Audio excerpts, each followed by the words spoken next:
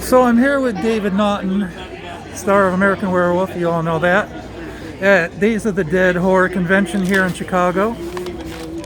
How you doing, David? Very well, thanks. Nice to be here. So, what have you been doing during the pandemic to keep yourself busy? Well, yeah, it's true. I was collecting adding to my collection of photos that I have for these shows, and that gets old after a while because you have a big collection and you don't have any place to bring them. I'd had numerous shows and personal appearances to go to last year that were all canceled, and we were just waiting for vaccines and then transportation to open up, and then to have the promoters will be willing to limit the size of their shows. But once they, Bill put here with Days of the Dead, he's not afraid to put on a show, and he's put on a good one here in Chicago. Is this your first con since the pandemic? No, I did another show with Bill. In fact, he pops around in different places: Atlanta, Indianapolis, Las Vegas. Okay. I've done a couple of those. So how do you like doing the cons? I've always had fun doing them. Over the years, it's been a kind of an opportunity to meet fans, to see if there's any new comments that I haven't heard over the years in terms of what an impact the film had on these people, my fans. Not just fans of mine, but fans of horror, whether they were introduced to horror as a genre for the very first time by seeing this film. Some even wanting to go and become professional makeup artists or special effects, props, people, based on just how impressed they were on this particular movie. So it's had a kind of lasting impact that's fun to hear about. Right. Do you ever get tired of answering questions about American Werewolf? Well, some of the same questions I could just put on a recording loop. But how long did the makeup take? While I was sitting in the makeup chair, and that's all very well and good. I also try to remember some of the silliest questions I've ever been asked. The silliest one was, and I was saying that to an Australian fan who was here earlier today, going, it happened in Australia, where a guy came up in the auditorium, and he came up to the mic to ask a question. I was standing on stage, and he goes, I have a question. Were you the werewolf or the actor in the movie? I went, okay. Let me ponder that one, and that's all the time we have. Thank you. So, American Werewolf, you consider that a blessing for you? Well, it was or a curse? It's certainly not a curse. I mean, there wasn't really any downside to having been the experience that I've had in that film. We're celebrating a 40th anniversary this year of a movie that came out in 1981. I had no idea that I'd still be talking about it 40 years later, or I've had the opportunities to travel in the places that I've had as guests of this particular film. So it's had this sort of longevity that nobody saw coming, and I'm proud of it. Proud of the work we did, both as actors and as guinea pigs for Rick Baker and his fantastic makeup effects. Have you? Speaking of Rick Baker, have you kept in contact with him over the years? Well, we were fortunate enough, my wife and I, to go to Spain last year to a fantastic trip to Tenerife, the Canary Islands, for a Spanish film festival where Rick and I were guests of the show, and we got a chance to visit for a week and talk about our experiences. Of course, Rick, this was his first of 7 Academy Awards, but it's the one that he holds. He answers the most questions by fans about his experience with werewolf. The first for the category itself.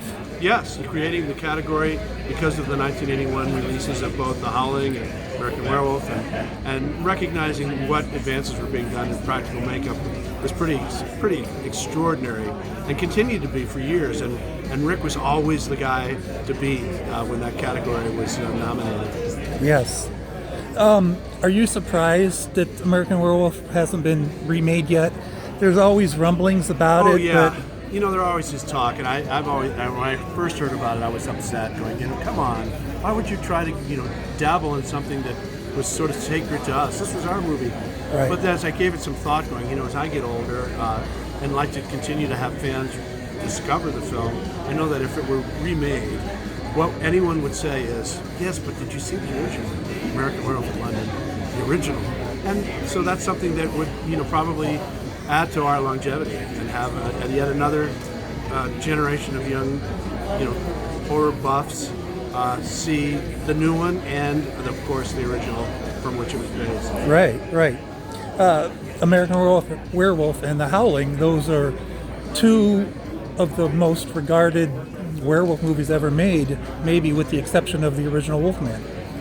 Yeah, I agree, and you know, and our hats are off to the effects guys. You know, Rick Baker, Rob Bottin, Right. these guys were, you know, state of the art, new stuff that was unproven really cinematically. They had done it in their shops and had ideas on how to make things work, but it's not until you see it on film to see if it really works in context is the true, you know, proof of the pudding, so to speak. And we felt a little bit upstaged as actors by this incredible makeup that was going to be done to us during the course of this film, and could we live up to what was being done? Because we could see even, you know, while you're there making the film, you can see what wonderful effects we were witnessing, and we were, as I said, it was a challenge to try to live up to it. Yes. Well, your career, you've been going since the early 70s. Almost, don't say that. But it's true. Almost at the 50-year mark coming up. Yeah, it's one of those things that, you know, I've been fortunate. You know, there have been highs and lows, or, you know, periods of you know, my own personal pandemics. Sure.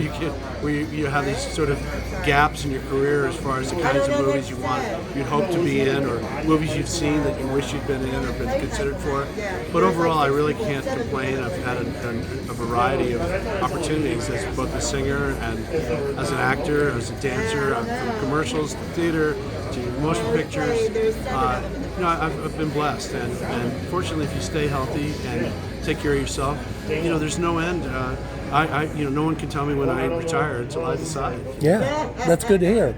You've, you know, since American Werewolf, you've done a lot of films. You've done even more television roles and appearances. What do you like working in more? Which, well, you know, which luxury, medium? In terms of film, there's the luxury of film in that you have time to get it right. Television is under a much, you know, tighter schedule. Sure. And so you got to do your preparation at home and come in, you know, to the day with very little rehearsal. So you generally are left to, you know, your own devices in television. And I know that there have been performances that I think could have been, you know, just worked on, or, you know, made better, or because we all have high standards for, you know, I think could have been benefited from rehearsal, or working with a guy who says, I don't care how long this is going to take until we get it right. And you don't really have that luxury in television. They've got pages to turn. They've got 6 to 10 pages a day to shoot. Yeah. And so as an actor, you got to do your homework and then come in and perform. On film, you have the luxury of doing multiple takes, and depending on the director, you know, you can get it right, and then you can start relaxing and improvising, and who knows how long. John Landis was not one of those guys. He was one of these directors who knew what he liked, and if he liked it, he was ready to move on with one take. It was extraordinary how confident he was in the story that he was telling. And, Yes. And you go, okay, John, but can we do one more, please? No. Okay, fine. And trust him, and know that you were in pretty good hands. If you can take a joke, which is his style. Great. Do you have anything that you might be working on now or in the near future? Well, there's always stuff in the wind. You know, there's always these sorts of projects, both the kind where they almost have financing, or they'd like to add your name to their project. To get financing, yeah. You know, so, and I always just say it starts with the screenplays and script. You know, let's start there in terms of my interest. And, you know, over the course of my career, there are people that I've met that you can take projects to, and who knows who that might be interested in, you know, but it really starts with the written page. And so I'm always open to reading scripts. It doesn't even matter where they come from. It shows like these conventions, somebody could come up and say, I've got this screenplay, and you never know what you're right. You know what you have. So you keep an open mind, and you always say, you're available? Of course. There's always we'll work it out if it's right. Great.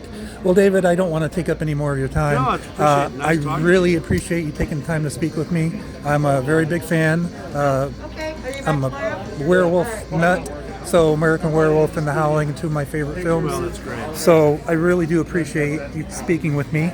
Thank you. It's my pleasure, and thank you for taking the interest. All right. Monday morning, just overnight.